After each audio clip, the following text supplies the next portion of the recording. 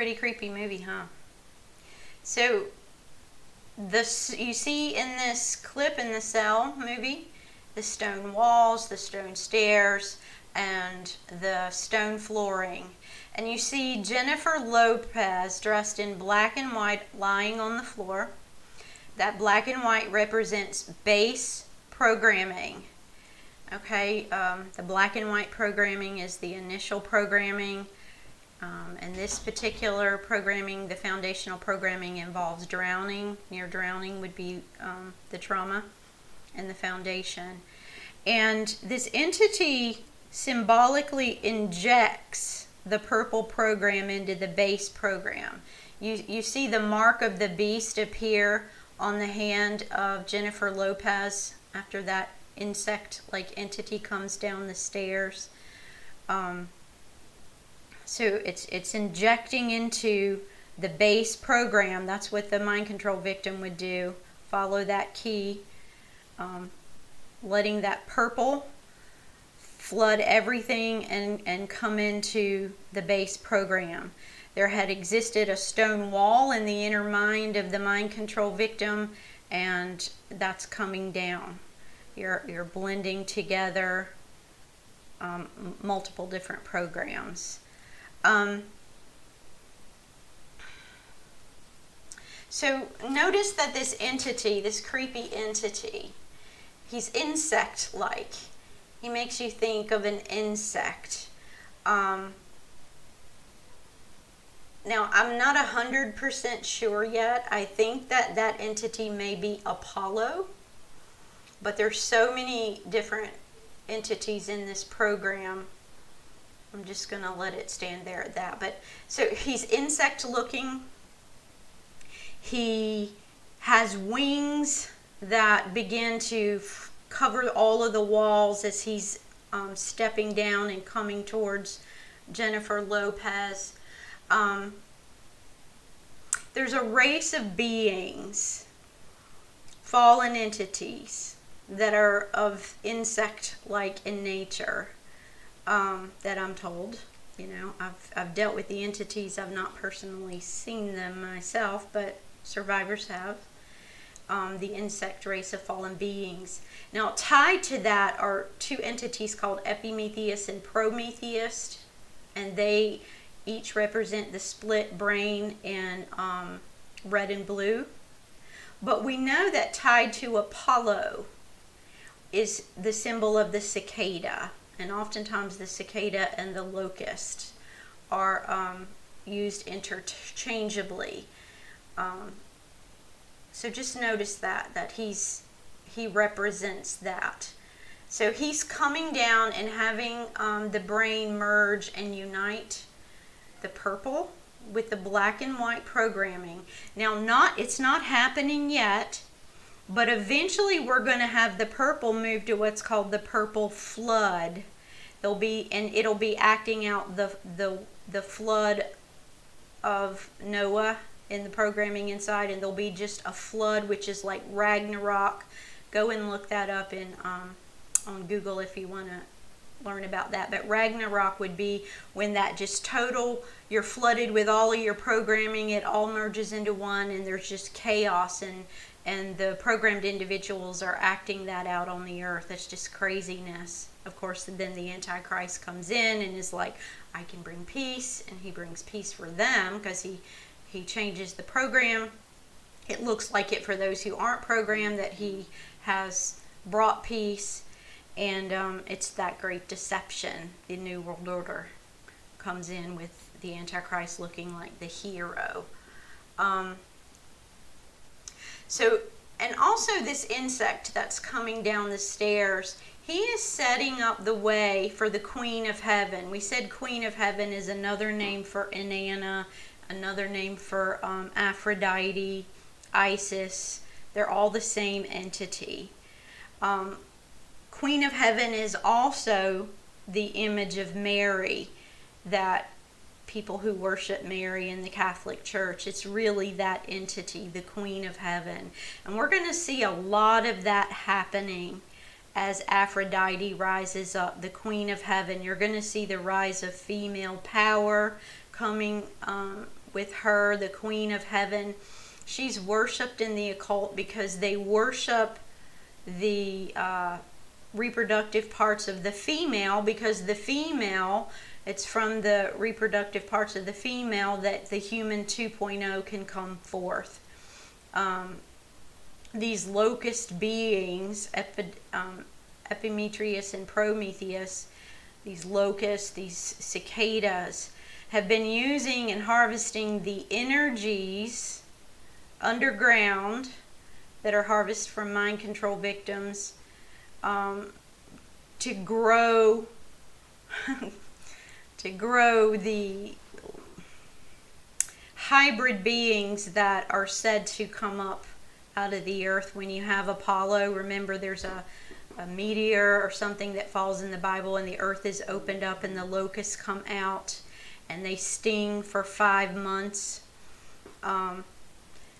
This is tied to this locust entity, this locust being. And we know one of the symbolic animals tied to Apollo is the cicada or the locust. So again, I don't understand how all of this works, because we're all watching this play out, but they know this, they worship this entity, and this stuff is being pulled to the front. And so this insect being in the video clip, who I think may be Apollo, is going to be also tied into the Queen of Heaven. And the Queen of Heaven is tied to bees, stinging insects, and poison. I am told by survivors, and based on their programming, there is going to be some type of poison that is related to a stinger. They call it a stinger, but this poison is going to be released all over. That again, I'm telling you what they say, that there will be in the days ahead this poison that will come to not only those who are the elite, but those who didn't want to be programmed. And this poison, which is what they call it, they say that it's in the blood of the elite, because the bloodliners have fallen angel DNA in their DNA, because the 13 bloodlines have reproduced with the fallen angels in varying degrees, full bloodliners, half, quarters. And so they believe that their genetics, that their blood is evil, that their blood is black. But you're going to also see in the commoners who were programmed, the movie Lucy that has Scarlett Johansson in it, it shows how this same scenario that I've just showed you in the cell is played out in the minds and the understanding of the commoner Lady Gaga part of this purple activation. So let's just say